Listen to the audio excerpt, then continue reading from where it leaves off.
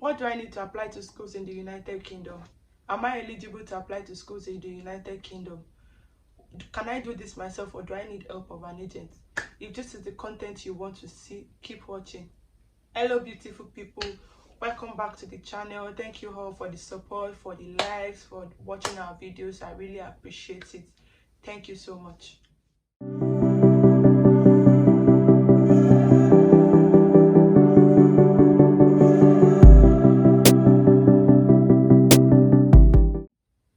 Okay, so today is all about the study route to the United Kingdom. So we're going to be going through the different stages of this application, and trust me, it is very easy. You don't need to, sometimes if you feel the need to use an agent, yes, but it is not rocket science. It's not something you cannot do by yourself. Everything that you need is on the internet. So I'm going to just go through the timeline and what you need to do. So firstly, I have HND. Can I apply? The answer is absolutely yes. There are some schools that accept HND directly to masters, and some schools they will ask you to do pre-masters, which is about 1 year before you can do your masters. But there are some schools that they will accept your HND straight. Schools such as University of Bolton, Sheffield Hallam University, you know, the list is endless, so you can explore and check. So yeah, for HND holders and for BSc, yes, BSc, you know, you can apply for your masters.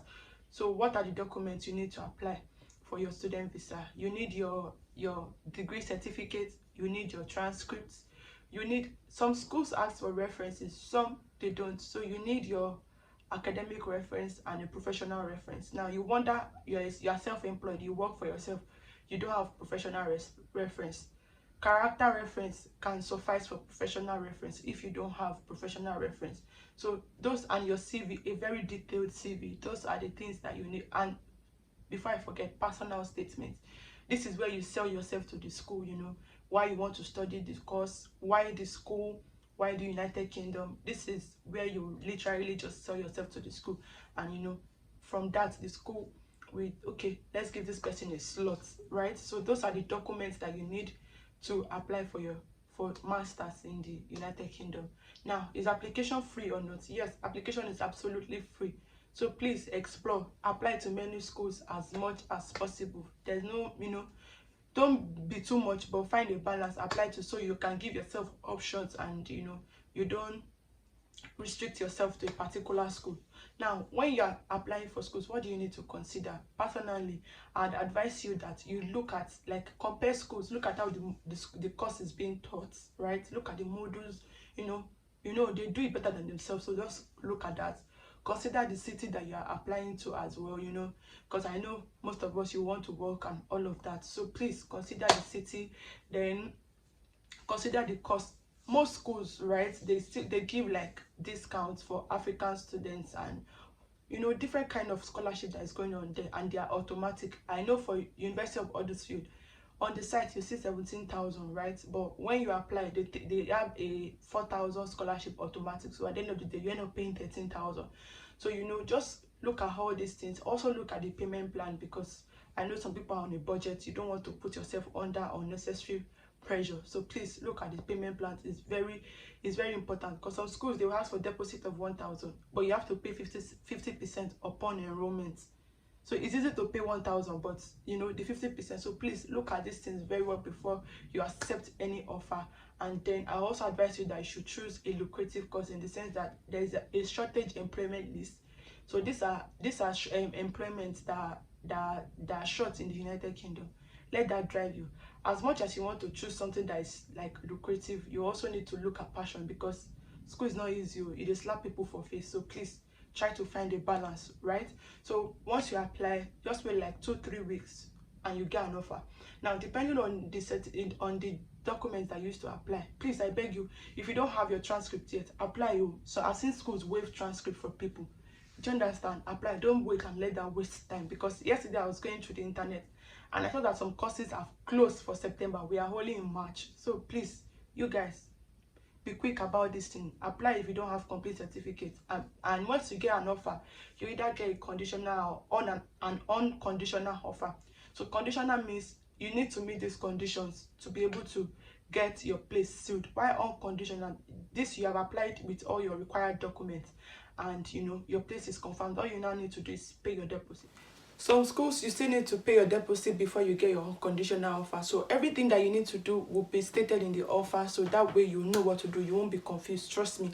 Then how do you pay your fees? For people in Nigeria, you can pay through CBN. It's called For Me. I know now that is electronic, right? So you need to apply online, choose your branch, and then get it approved. Once you get debit, that means that they've processed your transaction.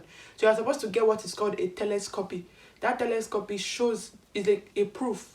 That's what you send to the school in the United Kingdom, right? That you have paid your fees, and then you now wait for the school to confirm. So once the school confirm that they've received your deposit, then they will now prepare you for what is called CAS.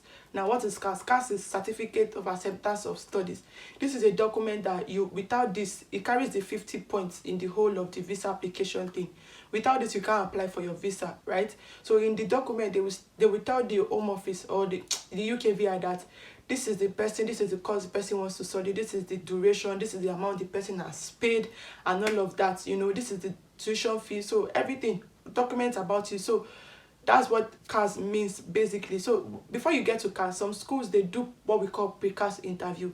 Now, what is pre-CAS interview? So it's like an interview to say, let's ask you some questions, just in case UKVI calls you for interview, because they've stopped doing interview since COVID, but they still pick people at random to do interview for them. So they want to prepare you and see if they want to sponsor you, if you are a genuine student and stuff like that. So they will do pre-CAS interview. So they will ask you question like, why have you chosen this course to study?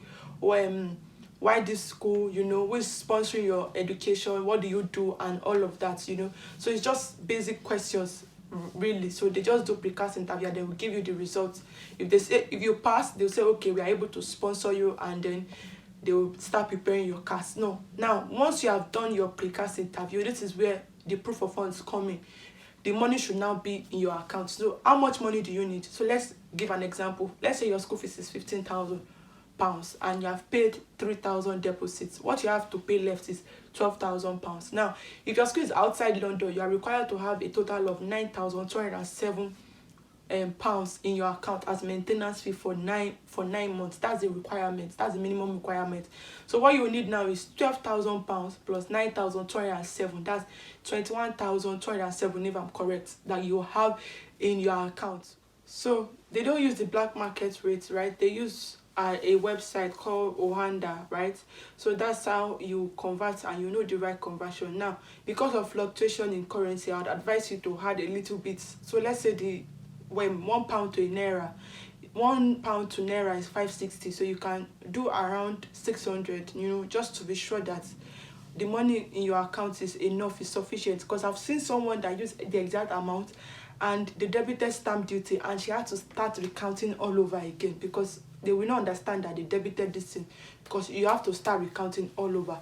So be careful, just add a little bit and all of that. Now, the money needs to be in your account for 28 days. Now, what does that mean? If you put the money on the 1st of March, by the 30th of March, for some people, you just want to leave like 1 day gap, right? By the 30th of March, you can print your statement, right? So if you print your statement and you apply for your visa that day, and you are not able to get date until after 2 weeks, and you are worried that your statement of account is stale, do not be worried. The law says that from the day you print your statement for 31 days, the statement is valid. So you don't have to be worried, right? It's from the application date they will consider. So do not worry about that. Your statement that you print is valid for 31 days, right? So after you have done that, so some schools now, once the CAS is ready, they will ask you to send proof of your financial, your bank, right, to be sure that you have the required amount of money, because they don't want you to taint their image, right? So they will ask you to send. While some schools, they don't ask. Once your CAS is ready, they send it to you. They expect you that you do the needful, right, and you follow the rules and regulations. So some schools will ask. Once you send your bank statement to them, they'll send you your CAS. Now, after you have received your CAS, that's all you need. And your English language requirement, which is already, the school have assessed it, so you don't need to write IELTS. Most schools will accept WAEC, CSIS. Oh my god, I forgot to mention that you need your WAEC certificate at the beginning of this video as well.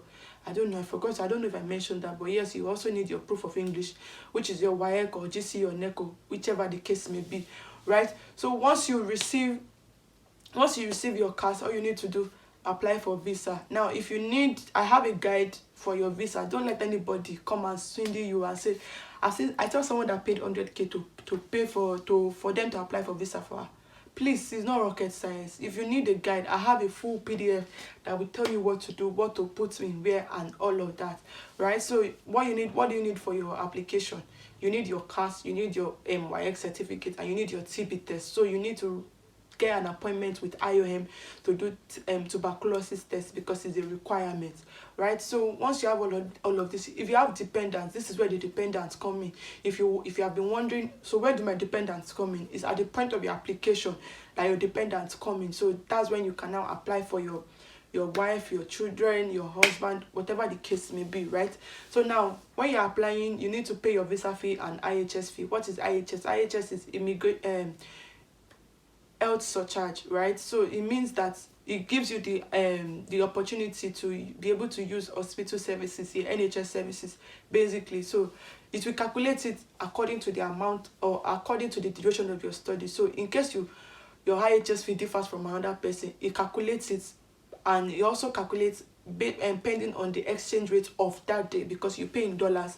So if you have a different one, don't be scared, or don't feel like they've buy you. That's not the case. Also, you will need a dollar card, right, for payments, because there's a $100 limit for Nigerian people. So you need to open a dollar. You can use anybody's dollar card. If you have a family member that has dollar card, just fund the account, and that's all you need to do. And then if you can pay for priority, please pay. Priority attracts an extra fee of £220, right? And you get your visa decision in 5 days. Please avoid headache. If you can pay, please pay. So this is all the things that you need to do. As you can see, it's not rocket science. It's very easy and all of that. If you still feel you need to use an agent, why not? Please do, but ensure that you follow them up, because they have a lot of people on their hand, and sometimes they tend to forget, right? But if you think you can do it by yourself, I absolutely advise you, do it by yourself. Take control of your life, take charge of everything. And with this point, I believe in the next few months, you are ready to come to the United Kingdom. So I hope this helps someone out there. So do well to like, subscribe, and share. Thank you, guys.